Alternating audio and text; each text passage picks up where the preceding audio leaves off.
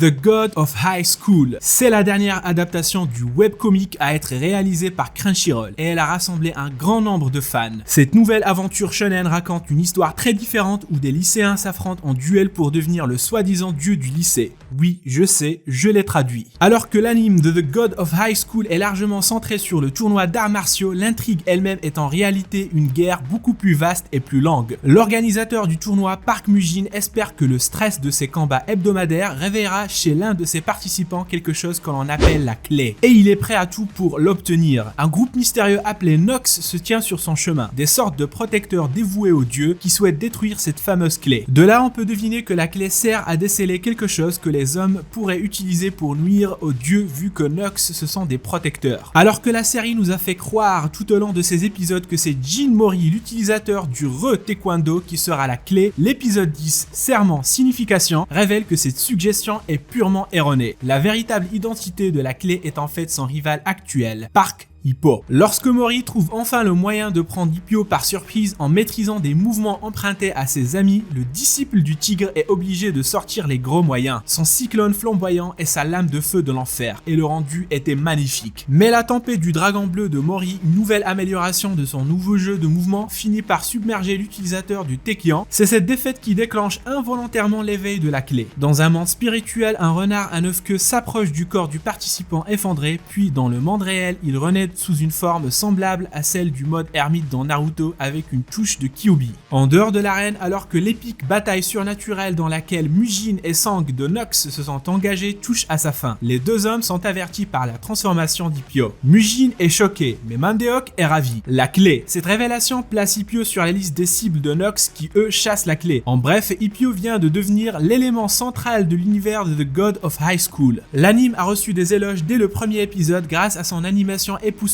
Et le réalisateur Sungo Park avait récemment parlé de son travail sur l'anime. Au cours de l'interview, le réalisateur a discuté des défis liés à l'animation, des séquences de combat et à l'introduction de la musique traditionnelle coréenne dans cette série au rythme effréné. Park a également parlé de son amour pour les titres de webtoons sur lesquels il aimerait travailler. Et si c'est le studio MAPPA qui s'en occupe, alors j'imagine que les fans seront en extase. Otsuka, PDG de MAPPA, lui a parlé du titre et lui a demandé s'il était intéressé. Après avoir accepté, il ne pensait pas qu'il réaliserait un tel anime bourré d'action. La partie essentielle de l'histoire est basée sur l'œuvre originale et l'équipe de scénario a travaillé sur la transposition de l'anime. L'objectif était d'adapter que les moments clés et importants du webtoon, d'où le rush. L'idée était de ressortir avec un anime purement action et bourré de scènes de combat cultes. L'histoire devait se centrer sur la croissance des personnages principaux et sur le lien fort qui les unit, l'amitié. C'est la règle de toute aventure shonen. Pour l'épisode 10, il est particulièrement axé sur la musique avec des instruments traditionnels coréens qui n'ont probablement jamais été utilisés dans un anime et dont la combinaison avec les scènes de bataille a donné un rendu assez impressionnant. Pour la réalisation de ces scènes, le tournage a été essentiel. Dans le cas de l'épisode 10, ils ont tourné la motion capture avec l'équipe qui a travaillé sur la série de Garo. Quant à la musique, ils ont fait appel à un expert en musique traditionnelle coréenne qui a joué chaque instrument un par un et l'ont enregistré par la suite. Le réal était si méticuleux sur l'OST qu'ils sont allés jusqu'en Corée pour récupérer les sons manquants. Le manhwa a un très haut degré de perfection car il est déjà en couleur et comprend des effets visuels. Selon Park, un manhwa est déjà assez proche d'un anime et la difficulté de l'adapter est plus élevée car le rendu doit être encore plus meilleur que la version papier. Voilà les amis, j'espère que cet anime vous a donné des frissons et que vous avez été emporté par ces scènes de combat dignes d'un film de Bruce Lee ou d'un Jean-Claude Van Damme. N'hésitez pas à donner votre propre avis dans les commentaires et en attendant, je vous dis à la prochaine.